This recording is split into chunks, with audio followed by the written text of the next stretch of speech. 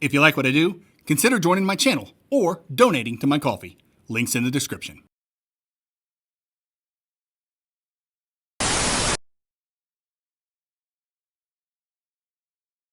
Stop me now. I'm having such a good time. I'm having a ball.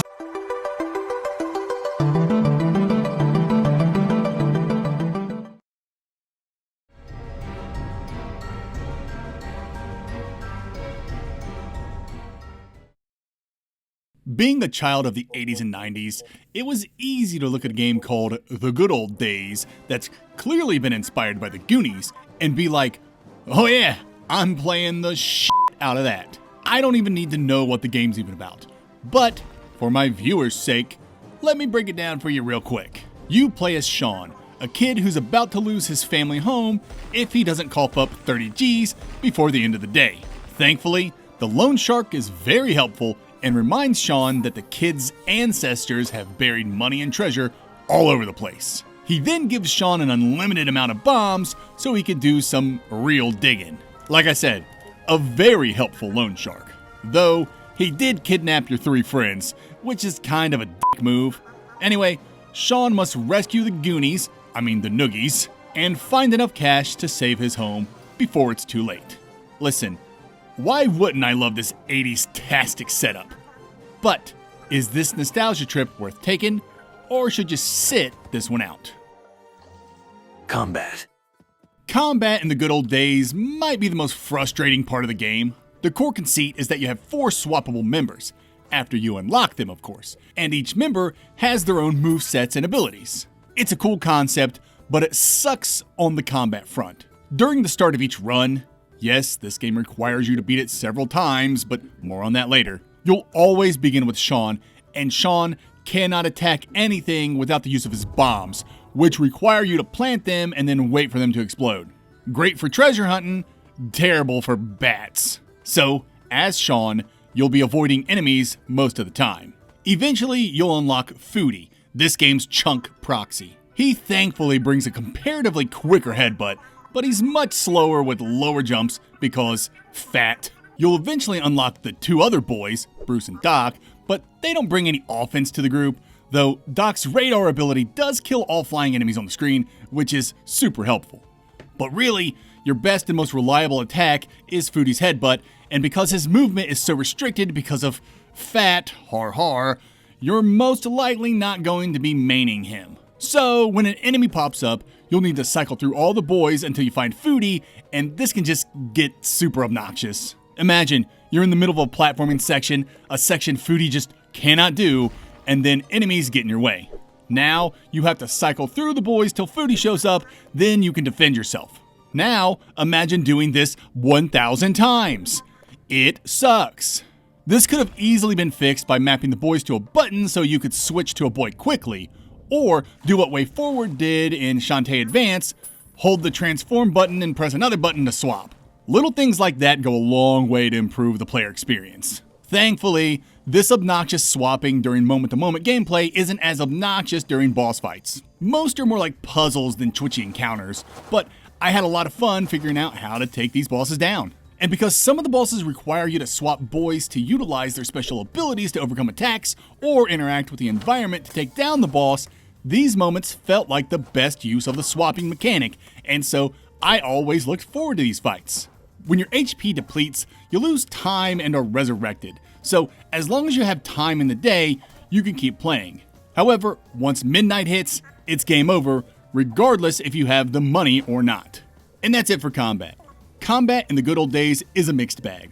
The constant character swapping during regular encounters quickly becomes tedious, and relying almost entirely on Foodie's headbutt for reliable offense makes the system feel lopsided. But the game redeems itself with clever, puzzle-like boss fights that finally make the swapping mechanic shine. It's rough around the edges, often frustrating, but when the combat works, it delivers flashes of the creativity the rest of the system struggles to reach. Abilities. Platforming. Though combat felt a bit uneven thanks to the over-reliance on Foodie's headbutt, abilities and platforming tend to keep things a bit more even among the boys. As previously stated, each boy comes with their own movesets, and this is exemplified when it comes to basic traversal. Sean's your average pick, decent running speed, decent vertical and horizontal jumps. Foodie is a fatty, so he's slow and can't jump for crap. Bruce is a speed demon with the quickest moveset and longest horizontal jump distance. And Doc is a bit slower with trash horizontal jumps, but his vertical is off the charts. And because platforming isn't as fast paced as enemies rushing you, swapping between the boys for the best pick for the situation you're in feels intentional and strategic. And each boy comes with their own special abilities. Mike blows stuff up with his bombs, Foodie can push heavy objects, Bruce is light and can run on surfaces that the others would fall through, and he can roll through tight paths like he's a morph ball, and Doc is super skinny and can fall through cracks and pipes in the ground. It's innately fun to swap between the boys so you can progress, but it gets even more fun when runs start remixing where the boys are. Just when you think you've gotten the hang of things, the game switches up where Foodie and Doc are, which then forces you to approach the game in a different way because now you can no longer have Foodie to push that heavy box out of your way. It's cool and implemented well, but it's just not enough to overcome the game's monotony. But I'll dive into that and the multiple runs in the exploration section. Beyond the boys' innate abilities, there are a ton of other abilities you can unlock throughout your journey, most of which are hidden behind explodable walls. Each of these abilities focuses on negating environmental hazards instead of giving you brand new traversal skills like a double jump or an air dash. Think rubber boots so you can walk on electric platforms, and a raincoat so you can travel through waterfalls. By the time you gather every ability or tool in the game, no environmental hazard will be able to stop you. It's oddly satisfying, and since all your key items stay with you between runs, runs get faster and faster as you open up shortcuts thanks to these abilities and tools. Speaking of shortcuts, I don't know if this is a spoiler or not, but you'll most likely figure it out anyway, but the game is full of locked doors that require keys, obviously. However, if you search well enough, you can discover a hidden way around every locked door, and I thought that was a really cool and clever feature. And that's it for this section. The abilities in platforming shine far brighter than the combat, thanks to the boys' distinct movement profiles, their clever environmental-based abilities, and the steady flow of hazard-negating tools that make each run smoother than the last. Swapping characters to solve traversal challenges feels intentional and often satisfying, especially when the game remixes their placements, but even these smart ideas can't fully mask the creeping monotony underneath. Still, as a system, it's cohesive, functional, and at its best when you're using every trick you've earned to carve a faster path through the world. Progression. Hey, this is Future Luke editing things, and I just wanted to throw in here that I played the good old days at launch, and so if there have been patches or anything released that negate any of my complaints, I apologize. I just have not played the game since then, so just know that you're getting my raw at launch view of the game. All right, enjoy the review. Progression is the good old days' weakest point and where the game really falls apart for me. I know I've mentioned that this game requires multiple runs to complete, not unlike a roguelike. The biggest problem with the good old days is that it does not carry anything over between runs other than items and key items. What does that mean? Well, you can actually increase your max HP by finding hearts, and you can unlock the map by finding a biome's map. Unfortunately, you lose all these hearts and maps when you restart a run and must find them again if you want them. It's obnoxious, but it becomes painful when you realize how helpful these maps are. Maps tell you what lie behind each explodable wall and where those walls are, and this is vital information if you want to collect money and get through a run as fast as you can. But it doesn't end there. What really broke me was how the game even removes your rewards from completing side quests. There was a particular side quest I was very happy to complete where you needed to collect 120 keys. I did this arduous and time-consuming task and got my reward, which was an awesome reward. But after collecting the money I needed to save my house and restarting the game for the next run, I lost that reward. It was devastating. I didn't even try to get it again. It just wasn't worth it. And that's basically how it goes for all the side quests in this game. You complete them and you either get some money or you get an ending, and getting an ending as a reward for a side quest was just awful. It literally is just a completionist's reward so you can fill out the game's photo album, which tracks the endings you unlocked. And for somebody who was getting bored of replaying the game over and over again, being rewarded with an abrupt ending and being forced to start over again just was not fun. And that's it for progression.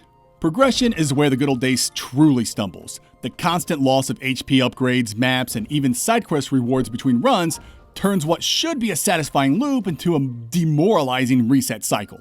Instead of feeling encouraged to push forward, you're repeatedly punished with busy work, abrupt endings, and the sense that nothing you accomplish really matters. It's a progression system that drains momentum rather than builds it, and it's ultimately the biggest reason the game's multi-run structure wears out its welcome. Exploration.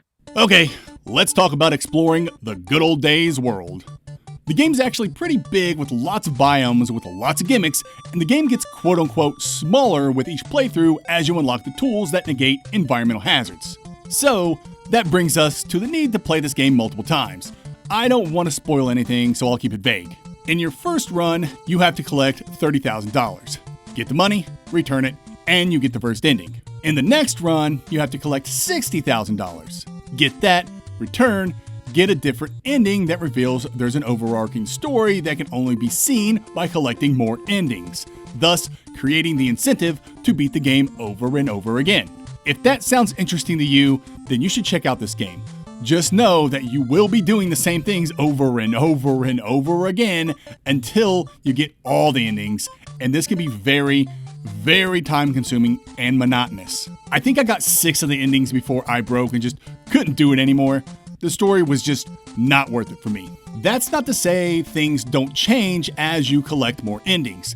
Sometimes the screen will be sepia toned for some reason, sometimes the boys' placements will be remixed, one time they added ghosts behind the exploitable walls that take 10 minutes off your timer. There are many things that happen on replays, but not enough to make me care, unfortunately. Especially when they take away all your progression, max HP, maps, and side quest rewards for each run.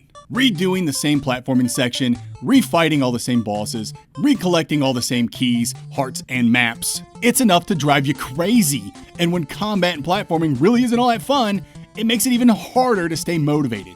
I'm really not even motivated to finish this section. The in-game map is pretty bland and there's fast travel between telephone booths. And of course, you have to unlock each fast travel booth with each run. And that's it for exploration.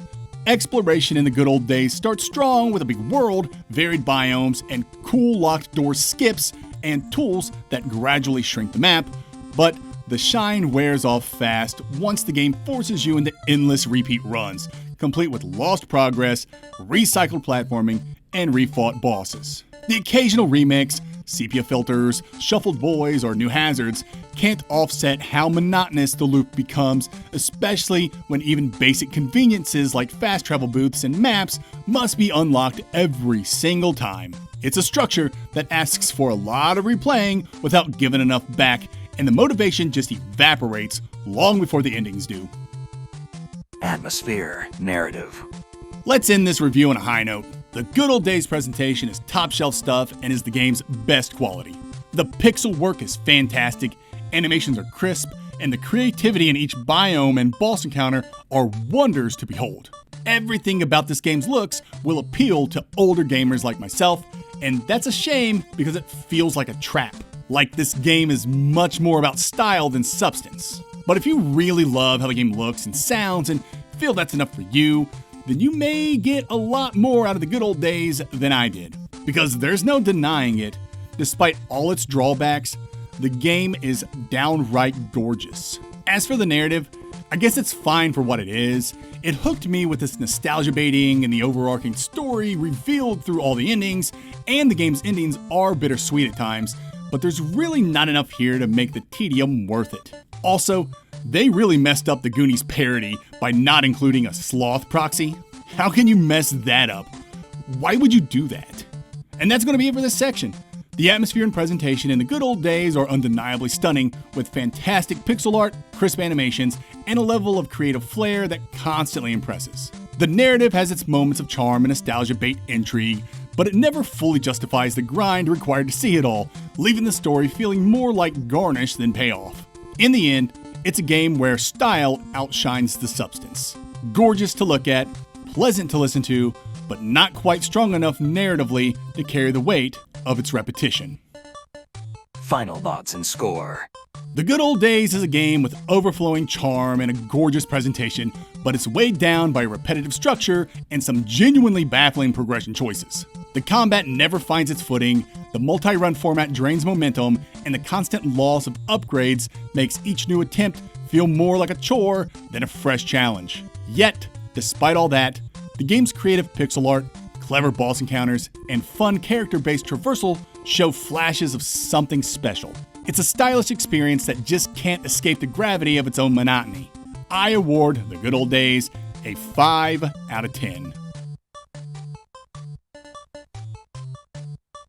The Good Old Days is available on PC and Switch, with a Switch physical copy available for all the collectors out there. I played the game exclusively on my Steam Deck with 0 issues, and therefore give it a Steam Deck rating of verified. Pair placement. I don't know what to say. The Good Old Days starts out strong, but by your 3rd or 4th run, you're pretty much gonna be done with it.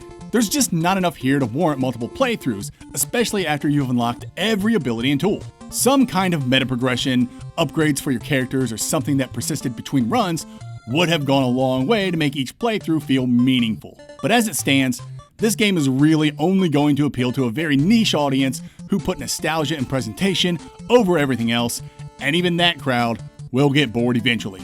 The Good Old Days uses its ancestors' buried treasure to buy itself into the D tier.